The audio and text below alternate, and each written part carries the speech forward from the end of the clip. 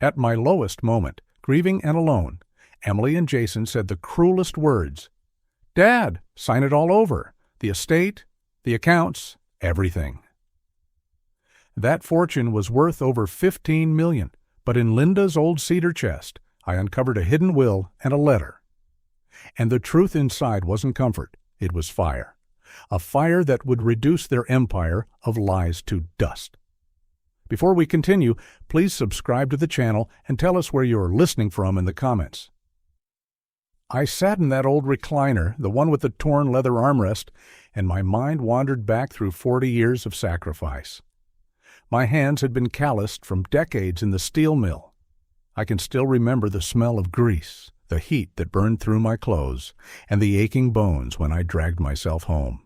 After my shifts, I drove a yellow cab at night through the streets of Chicago just to make sure Emily had everything she needed.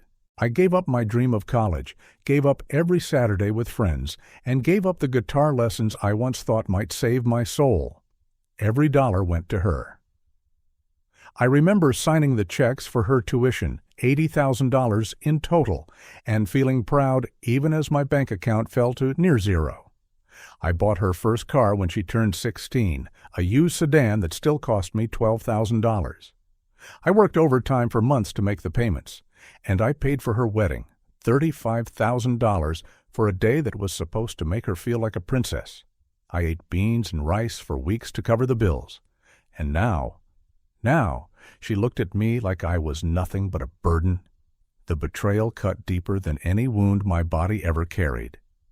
I looked around my house, which is worth over $1.2 million today. Every corner held Linda's presence.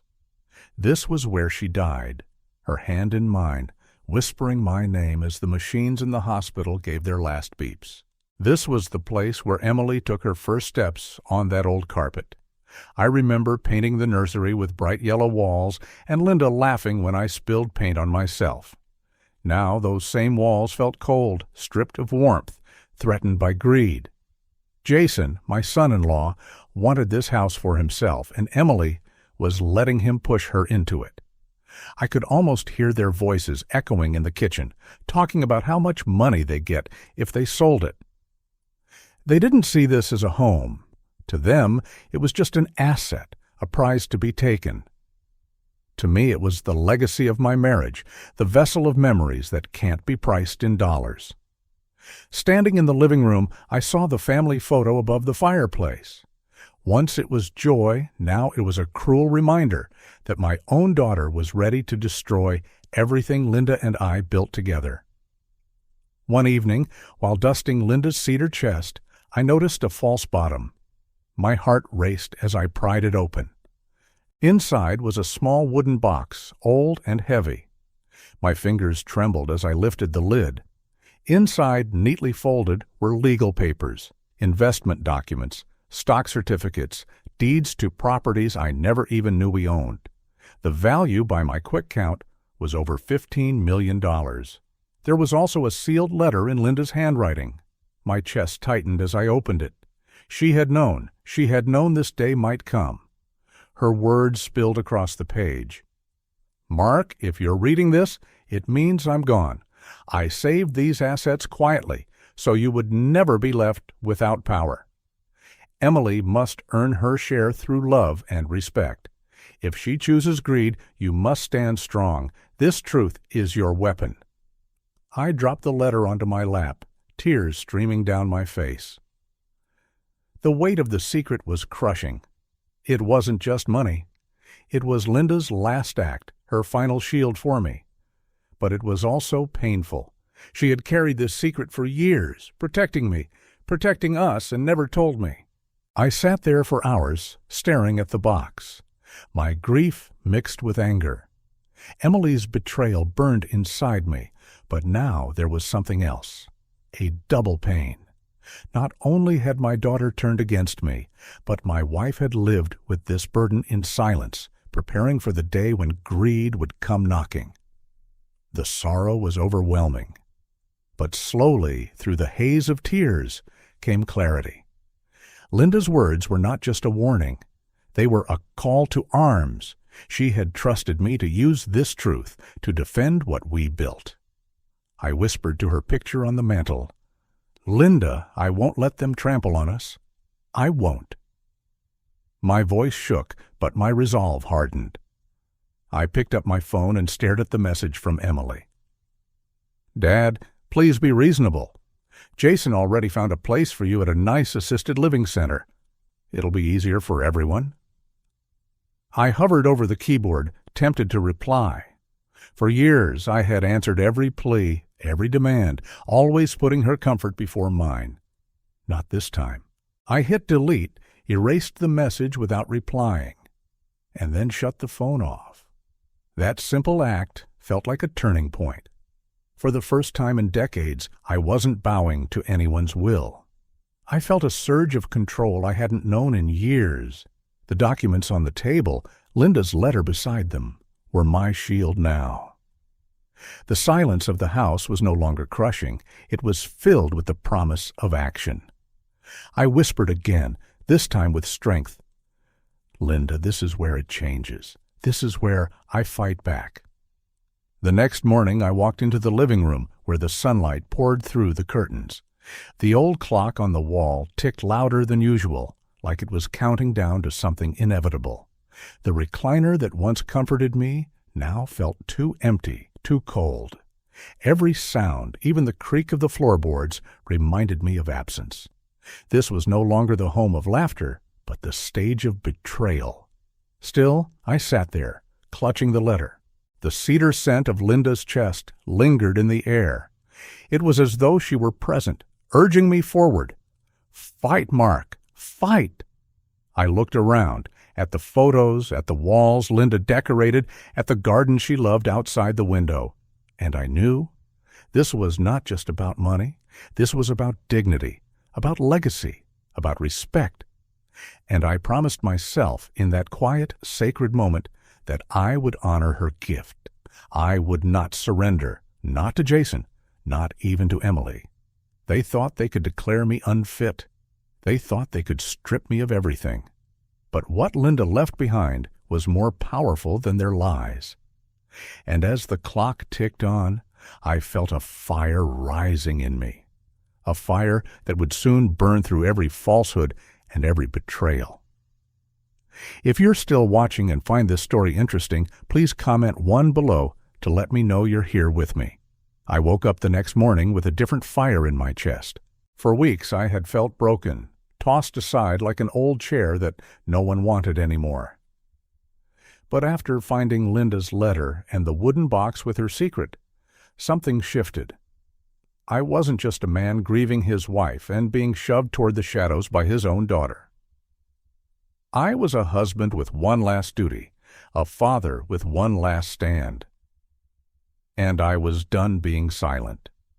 I shaved slowly, my hand steady on the razor for the first time in months. I put on a clean shirt, pressed my slacks, and tied the same navy blue tie I had worn when Linda and I bought this house back in 1995. The tie was worn, a little frayed at the edges, but it gave me strength. It reminded me of the man I used to be, the man Linda married, the man Emily once respected. That man wasn't gone. He was standing here, staring at himself in the mirror, ready to fight back. By 8 in the morning, I was at First National Bank. The marble floors gleamed under the fluorescent lights, and the air carried the faint smell of fresh paper and coffee. I walked straight to the counter and asked to see the branch manager. "My name is Mark William, I said. "I need to discuss my accounts." The young woman at the desk looked up at me, her eyes kind. "Of course, Mr. Williams, give me 1 moment." The title. Mr. Williams landed heavily on me. Respect. It had been so long since anyone in my family had spoken to me with respect. In the small glass-walled office, the manager shook my hand firmly. I explained what I needed. I wanted every account frozen until further notice. I wanted every withdrawal monitored. And I wanted his assurance that no one, not Emily, not Jason, could touch a single dime without my written consent. My voice was calm, steady, and clear. The man nodded slowly. "We can take care of that, sir. Do you want me to add any alerts?" I signed the forms without hesitation. My signature didn't wobble. My hand didn't shake. When I put the pen down, I felt something click into place. For the first time in a long while, I was in control. From there, I drove to the office of Karen Miller, the lawyer Linda and I had trusted for years. Her office smelled of leather and lemon polish. Books lined the shelves, legal tomes stacked in neat rows. Karen looked at me with concern as I sat down. "Mark, you don't look like yourself. Everything okay?" I nodded and slid the box across her desk. "Linda left this. I need to know what's in it, and I need to protect what's mine." Karen read Linda's letter silently, her brow furrowing, her lips pressing tight. Finally, she looked up. "Mark, these papers, they're strong. They give you authority. With these, no one can touch your estate without your consent. We can file immediate protections. You'll be safe." Hearing those words was like oxygen. I could breathe again. We drew up the documents, notarized what needed signing, and made copies to lock away in her safe. Every page I signed was another step away from fear, another nail in the coffin of their little scheme. That evening, I didn't have to wait long. Jason and Emily arrived at the house, walking in like they already owned the place. Jason carried a binder tucked under his arm. Emily looked nervous, but her eyes darted toward the living room, as if measuring what the furniture might sell for. They sat across from me at the dining table, and Jason opened the binder with a grin. "Mark," he said, as though we were business partners instead of father and son-in-law, "we've been looking at options. There's a senior living center upstate, beautiful grounds, medical staff on call, activities every day. You'll be comfortable there." Emily nodded, her hands clasped tightly, her knuckles white. "Dad, it's really for the best." I didn't interrupt. I didn't argue. I just listened, my face unreadable, my hands folded calmly on the table. Jason flipped through spreadsheets, glossy brochures, and financial charts. He was so smug, so sure of himself. I let him talk, let him dig himself deeper. Every word he spoke was another stone on the wall between us. I looked at Emily, really looked at her, and I saw something I hadn't wanted to admit before. She was complicit. She wasn't being led astray. She was choosing this. My daughter, whom I had loved and sacrificed for, was choosing greed over family.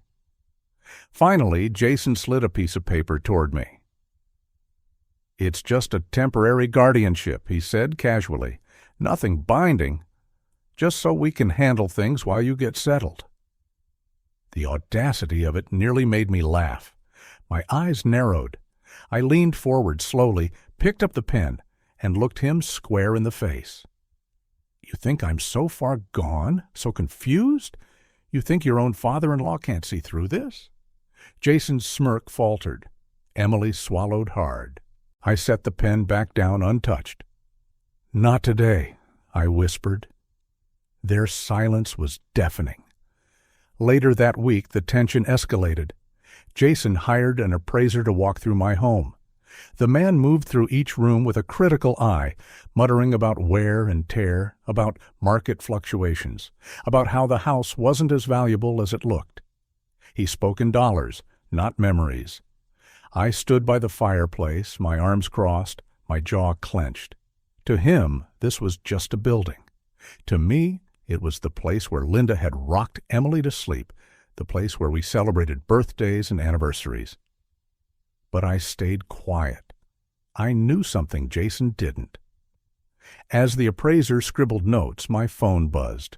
It was a call from the bank. "Mr. Williams," the manager said politely, "your paperwork is ready for approval. Everything has been secured in your name only." The contrast hit me like thunder.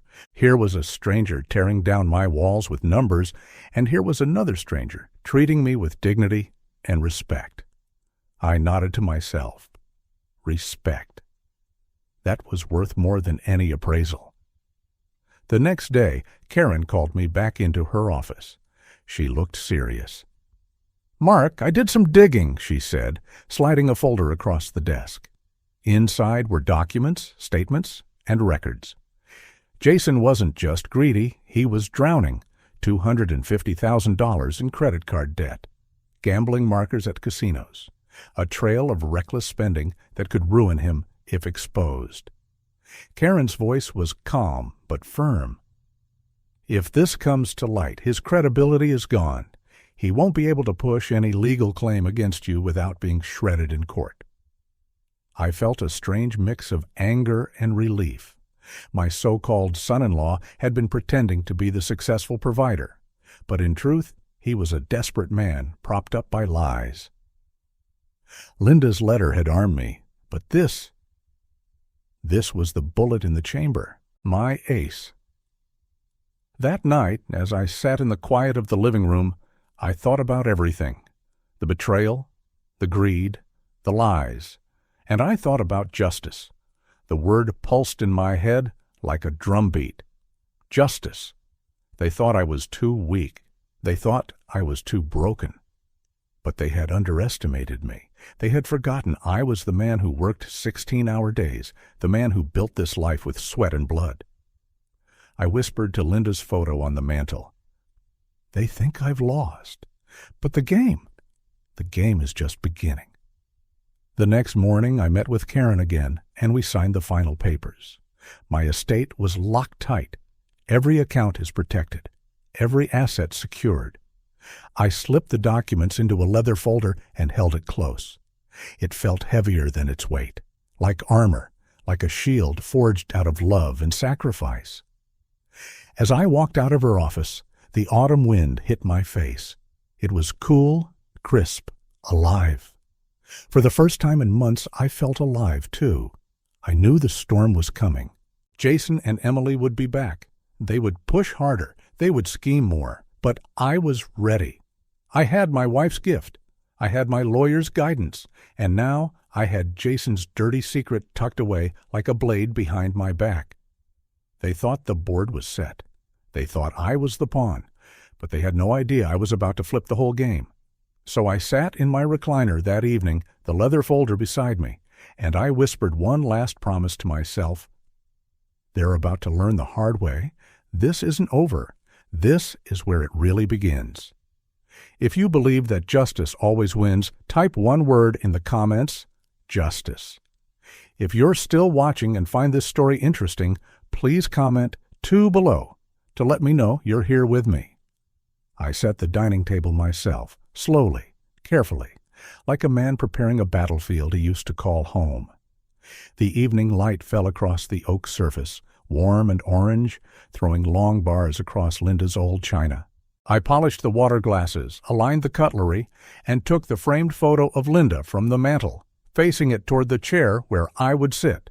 The house was quiet, but it wasn't peaceful. The walls held their breath. The clock in the hallway ticked as if counting down to a storm. I told myself to breathe. I told myself to speak slowly. I told myself to let them reveal themselves, because that was the only way to end this. When the bell rang, I felt the floor steady beneath my feet, not the wobble of an old man, but the stance of someone who finally remembered who he was. Jason came in first with his smooth suit and a binder under his arm, the kind of binder men bring when they think numbers can smother a conscience. Emily followed, eyes shining, lips tight, perfume too sharp for my small foyer. Behind them, a stranger entered with a briefcase, and I realized Jason had brought his own attorney. He didn't ask permission. He didn't wait at the door.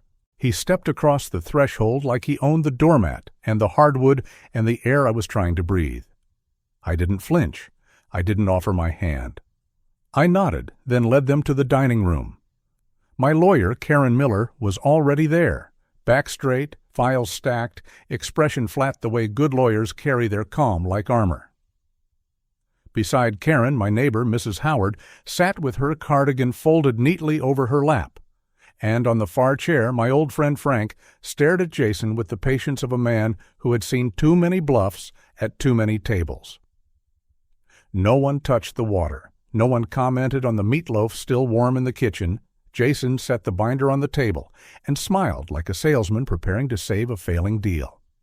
He said we were here for my safety. He said words like transition, assisted living, and peace of mind. He said the phrase cognitive decline in a tone meant to be gentle and landed like an insult. His lawyer nodded along, a slow metronome of agreement. Emily kept her eyes on the table, tracing a finger along the wood grain like a child counting rings in a tree. My house, my table, my walls, and yet they behaved as if the deed had already jumped into Jason's pocket. I asked them to sit. I asked Jason to keep his voice level. I asked Emily to make eye contact with me. Then I told them I had invited witnesses.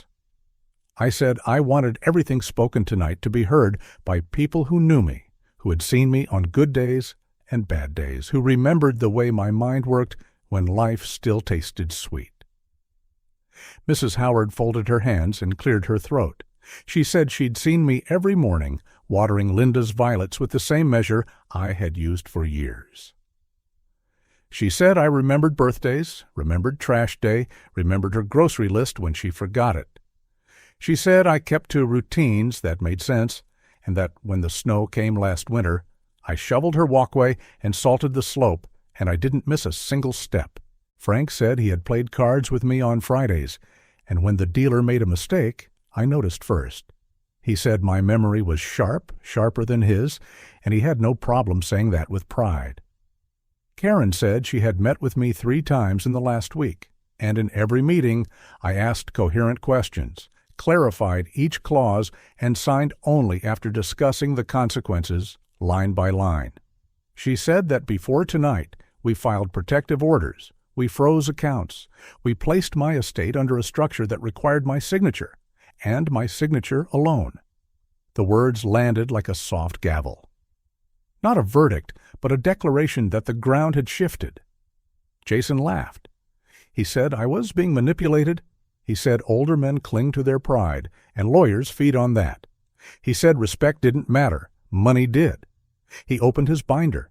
He showed spreadsheets that painted me as a cost, a burden, a series of monthly line items to be contained. He talked about the house, worth $1.2 million, about managing liquidity, and about selling quickly while the market was hot.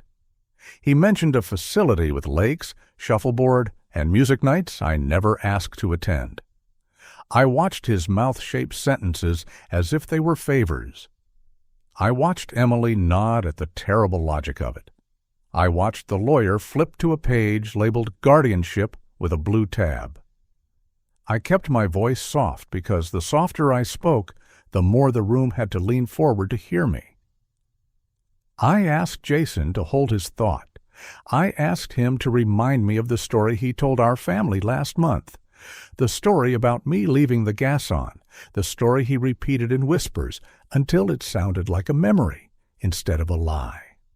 Jason's smile tightened. He said he was only concerned.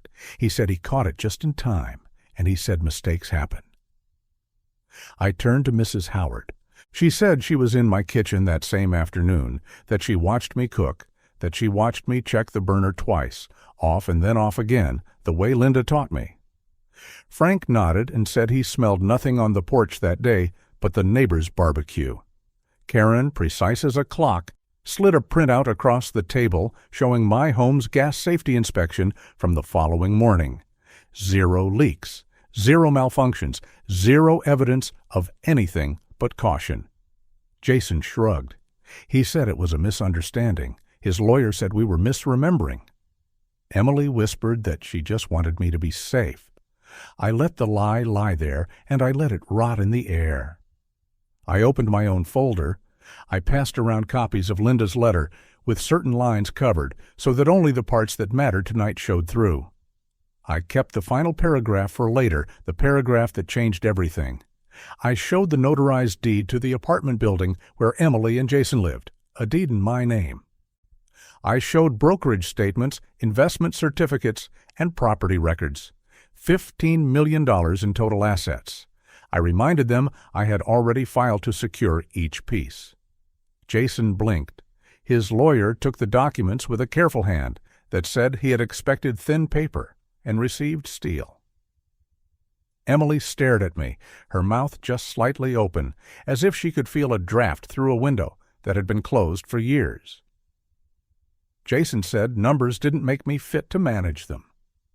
He reached into his binder and pulled out a form I knew well from the last time he tried this in my living room. Temporary guardianship. Limited authority, he said, just until things were stable. He slid it across to me and placed a pen beside it as if he thought my fingers were hungry for ink. I didn't touch it. I asked him, quiet as a chapel, whether he understood what guardianship meant. He said yes. He said it meant help. I asked him what help looked like. He was holding the pen, and I was losing my house. He said I was being emotional. He said the law was practical. He said we should all be practical. Karen didn't speak. She didn't need to. The silence belonged to me. Jason wasn't done. He turned and snapped his fingers toward the doorway. A man stepped in with a satchel and a clipboard, neat beard, white coat, tidy smile. Jason introduced him as a specialist, someone who could conduct a simple cognitive screening right here, right now, in my living room, to reassure everyone. I looked at the doctor, then at the chair where Linda used to sit, then back at the doctor. I told him to leave. He said the test would only take a few minutes. I said this wasn't a clinic and I wasn't an experiment. I said I wouldn't be turned into a subject in the room where my wife and I held hands through chemo nights. My voice rose for the first time all evening, not a shout but a strike. I asked Jason whether he brought the doctor to help me or to humiliate me. He didn't answer. The doctor looked at the floor and backed out, polite, apologetic, small. Emily covered her face with her hands. Karen's eyes flashed. Mrs. Howard shook her head the way women do when they see a boy behave like a bully in a front yard. I let the quiet settle again. Then I pulled out the page I had kept back. The last paragraph of Linda's letter. Her handwriting was steady. Her voice inside those lines felt like warm breath on a cold morning. She said Emily would receive a share only if she cared for me with love and respect. She said greed canceled inheritance. She said her last wish was not a mansion or a bank account, but a lesson, a boundary, a reminder that love is not a ledger entry. I read Linda's words aloud, slowly, carefully. Each sentence is anchored in the wood grain. Jason laughed again, too loud this time, and called it sentimental. He said the court wouldn't honor sentiment. Karen lifted a second document, not sentimental at all, a legal addendum, notarized, filed properly years ago, witnessed by a partner now retired but reachable by phone. It repeated Linda's terms in legal language. It gave me sole authority to determine whether the condition had been met. It gave me the tools to do what she asked. Emily cried softly, not the crocodile kind. Real tears, slow and hot, bewildered by the arithmetic of choices. She asked Jason whether he knew about the addendum. He said it was irrelevant. She asked him whether he wasn't telling her things because he thought she wouldn't understand. He said he was protecting her. She asked him who. He said from disappointment. She whispered that disappointment had already arrived and pulled up a chair. I wasn't finished. I told the room that 3 days before I had asked Karen to look into public records about Jason so that I could understand the stakes clearly. Karen slid a second folder across, this one slim and ugly. $250,000 in credit card debt. Markers at casinos. A failed side investment that looked too much like a scheme and smelled like desperation. Payment plans missed. Letters from collectors. Jason's lawyer reached for the folder, and Karen placed her hand on it without moving, a professional reminder of boundaries. Emily stared at Jason, then at me, then at Jason again. She asked him quietly if it was true. He said it was a misunderstanding. She asked him how $250,000 could be a misunderstanding. He said he had a plan. She said she couldn't see it. He said he didn't have to explain. She said he did now. I could feel the house tilt, not literally, in the way human rooms tilt when truths unscrew the legs from a lie. Jason's face flushed, then paled, then flushed again. He raised his voice. He said I was orchestrating a smear. He said older men fall prey to manipulative attorneys. He said nothing in that folder proved I wasn't in decline. He said the only decline that mattered was financial, and his plan saved everyone. I asked him whether his plan saved his credit cards. He told me to stop playing clever. I told him I'd been clever long before he learned the word leverage. The lawyer tried to recover footing. He said a guardianship hearing would sort this out. He said the judge would appoint an independent evaluator. Karen smiled without showing teeth. She said we welcomed daylight. She said transparency was the friend of the innocent. She said any judge would look at Linda's addendum, my recent filings, my witnesses, and Jason's debt, and wonder aloud why a man who owed that much wanted control over a $15 million estate. The lawyer coughed. He asked for water. No one moved to pour it. I took a breath and brought out the last piece. Not a weapon. A window. I told Emily I had no interest in punishing her. I told her I had every interest in protecting what Linda and I built. I told the room that the building where Emily and Jason lived was in my name, and that I had the legal right to terminate Jason's lease if he used our property to undermine my safety. I said I would not evict Emily. I said I would not put my daughter on the street. I said I would serve notice to Jason alone if I had to. Silence again, heavy and golden. You could hear the refrigerator hum. You could hear the highway beyond the trees. You could hear Jason grinding his teeth. He turned on Emily. He called me manipulative. He called Karen predatory. He called the neighbors senile. He called his own lawyer unprepared. Then he called Emily naive for believing pieces of paper over the husband who promised her a future. She looked at him as if a curtain had moved and the light was wrong behind it. She asked him why he never told her about the debt. He said it wasn't her business. She asked him how our family's house became his business, but his risk wasn't hers. He said he was fixing it. She said he had been fixing it for years and the screws were stripped. He raised his voice again. She lowered hers to a whisper that somehow carried more weight. She said, "You told me Dad left the gas on."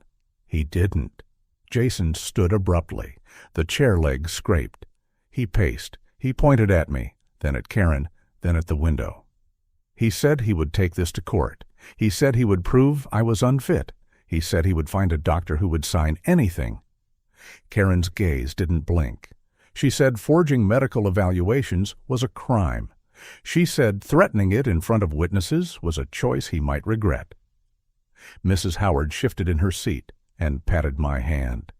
Frank just stared, jaw set, like a man who knew the river card had already been dealt and Jason hadn't noticed the dealer push it face up. I took one more breath. Not for drama. For memory. Linda's photo watched from the mantel, small and calm, as if reminding me of the promise I made in the quiet. I stood, braced my hands on the table, and said the words I had carried for days. I said, "You think I am weak. You think age means surrender. You think grief knocked the arithmetic out of my head. You're wrong." I froze the accounts. I secured the titles. I filed the papers. I have the letter. I have the addendum. I have witnesses. I have the truth. I will not be moving. I will not be signing. And I will not be handing my life to a man who treats family like an ATM. The binder on the table looked smaller. The suit on Jason looked tighter. His lawyer gathered his notes with hands that suddenly cared about neatness. Emily's shoulders trembled, then settled, then straightened. She looked at me, and for the first time in months, I saw my daughter, not a shadow behind a louder voice.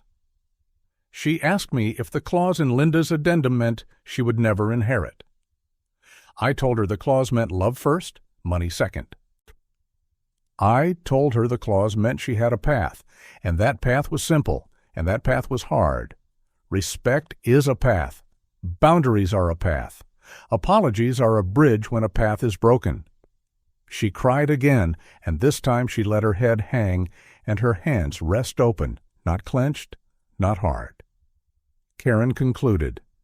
She said, given tonight's behavior, Jason would receive a formal notice restricting access to this property. She said the building's management would receive instruction regarding lease enforcement, and any interference in my affairs would be considered grounds for immediate action. She said the estate remained under my control. She said Emily's potential share would be supervised and conditional.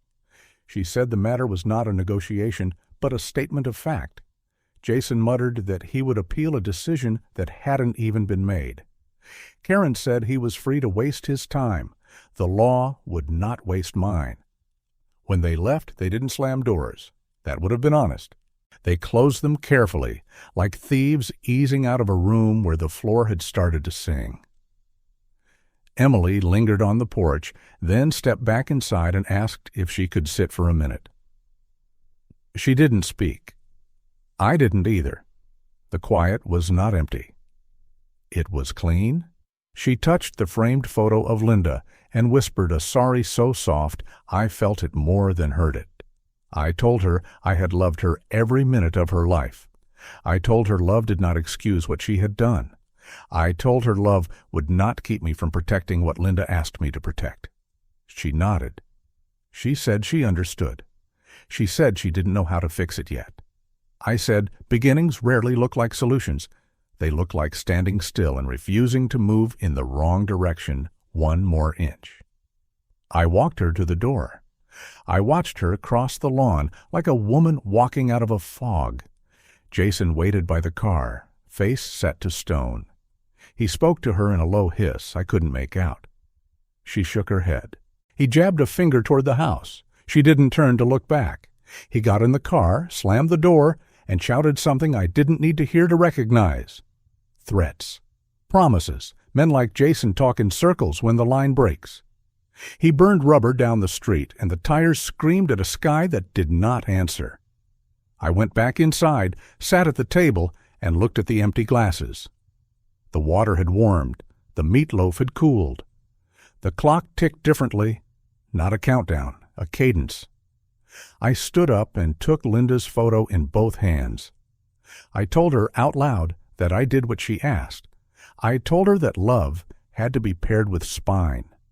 I told her that I could sleep in this house tonight and not feel hunted anymore.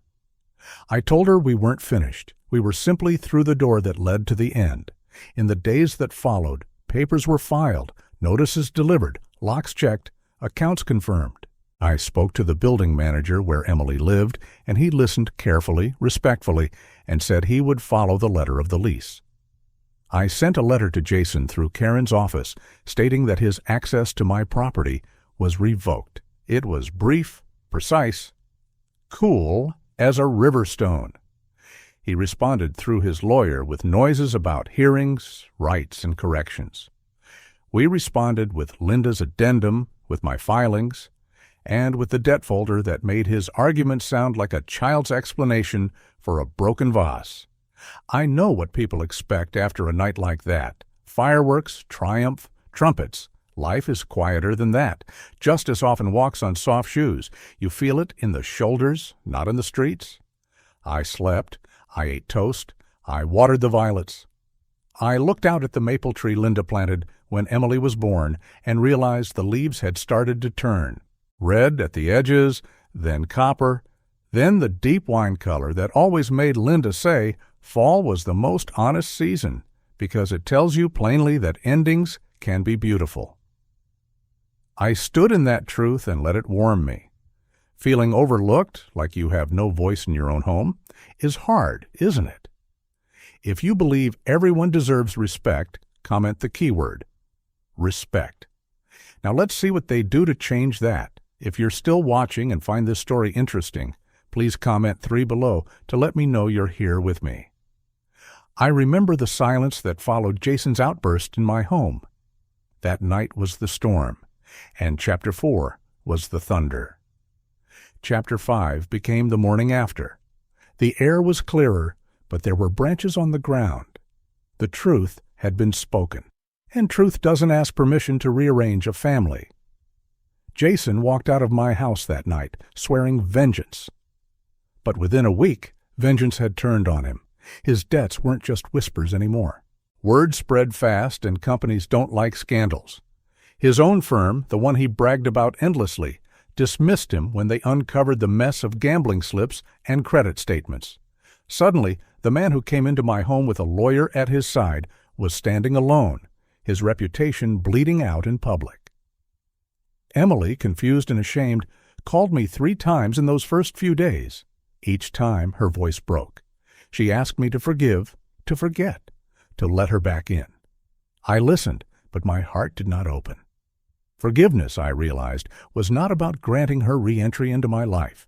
It was about freeing myself from the need to hold on to her betrayal. For the first time in months, maybe years, I could breathe without feeling the weight of suspicion pressing against my chest. I began mornings with coffee on the porch, not paperwork or dread. The violets Linda loved so much still bloomed by the windowsill, and I watered them as if tending to her memory. My lawyer, Karen, finalized every piece of paperwork. The frozen account stayed under my sole control, the house remained mine, and the addendum Linda signed was filed and protected by the courts. The numbers were staggering, $15 million in total assets. But money was not the victory. The real victory was looking at my own reflection in the mirror and knowing I had not been erased by the very blood I had raised. Peace didn't arrive in grand gestures. It crept in quietly. I joined the Veterans Club again, something I had abandoned years ago when family obligations kept me chained at home. The old building smelled of coffee and wood polish, and the men welcomed me back with firm handshakes and claps on the shoulder. I spent afternoons in the community garden, kneeling in the dirt, pressing seeds into soil, feeling the kind of tired that ends in satisfaction, not despair. For the first time in decades, I bought paints and brushes and set up an easel in the sunroom. My strokes were clumsy, but I felt Linda in every shade of blue I mixed. My world began to expand outward instead of collapsing inward. Jason's world, however, shrank. I heard from neighbors that he had moved into a small rented apartment on the edge of town, no longer the proud owner of anything but his debts.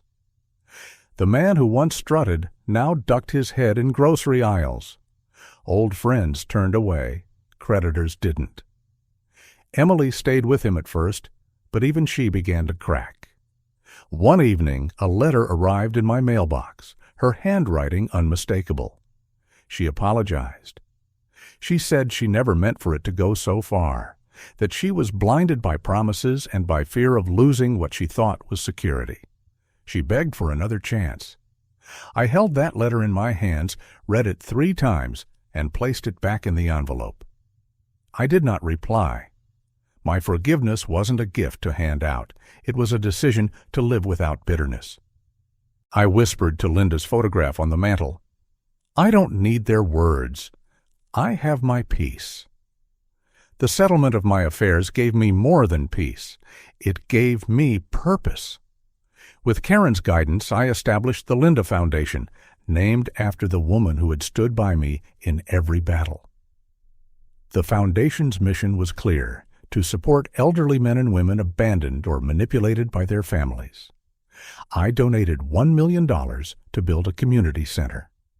Within months, the center stood at the edge of the park, walls painted a cheerful yellow, windows wide to let in the sun. There, seniors played cards, cooked meals together, and found shelter from loneliness. Every time I stepped into that building, I felt Linda's spirit standing beside me. The betrayal I endured had become a seed, and from it grew a tree of compassion strong enough to shade others. The irony of it all was that Jason and Emily, the very people who tried to strip me of dignity, became examples whispered about at the center. People pointed to their downfall as a warning of what happens when greed drives a family's choices. Jason's company had cut ties, his credit was destroyed, and Emily was left torn between loyalty and regret. They became isolated, shadows in a town where everyone remembered the trial of their arrogance. Meanwhile, my circle grew larger. Children from the neighborhood brought me cookies. A teenager helped me set up an email account, and the community started calling me Mr. Williams, the man who turned pain into promise. Sometimes late at night, the phone would ring. I knew it was Emily. I never answered. Once, Jason left a message, his voice cracked and bitter, half apology, half curse. I deleted it. I didn't need it. The closure was already mine. I had no intention of reopening doors that had nearly destroyed me. My home was quieter without them, but it was a healthy quiet, not a hollow one. I would walk through the rooms, touch Linda's photo, and remind myself, respect is not begged for. It is demanded by the way we live. From this storm, 3 lessons stood taller than the rest. For parents like me, I learned that love without boundaries is not love. It's surrender. Giving everything to children without teaching respect is planting seeds in soil that cannot hold them. For children, the lesson is harsher. Ingratitude and greed will cost you more than money. It will cost you family, reputation, and peace. And for humanity as a whole, I saw that truth is stubborn. Character is unshakable. In a world where lies spread fast and greed whispers loud, the only wealth that cannot be stolen is integrity. One Sunday morning, I sat on a bench outside the new community center. A little girl walked by with a daisy in her hand. She paused, smiled shyly, and handed it to me without a word. I thanked her, placed the daisy in my pocket, and felt a warmth that no fortune could buy. It was a small gesture, but it confirmed something I had started to believe. The world is bigger than betrayal, and kindness still exists in corners untouched by greed. I found myself smiling more, laughing more. Grace, my granddaughter from my other daughter, visited often. We baked cookies together, her small hands sticky with dough, her laughter ringing like bells through my kitchen. She asked me once, "Grandpa, are you sad about Aunt Emily?" I took a deep breath and told her, "I'm sad about choices, but I'm not sad about me anymore." She hugged me tight, and in that moment, I knew Linda would have been proud. Now, when I sit in my garden or paint in the sunroom, I remind myself that I don't need Jason's apology or Emily's regret. I have my life, my purpose, and my peace. I whisper, I don't need them anymore. I have myself. So I ask you, the ones listening to my story, what lesson do you take from this? Comment on the lesson you will carry into your own life. Because betrayal can break you, or it can teach you. And the choice always is yours. The story has come to an end. I hope it has brought you valuable lessons and insights. If you enjoyed this content, please like, share, and subscribe to the channel so you won't miss the next video. Goodbye, and see you again.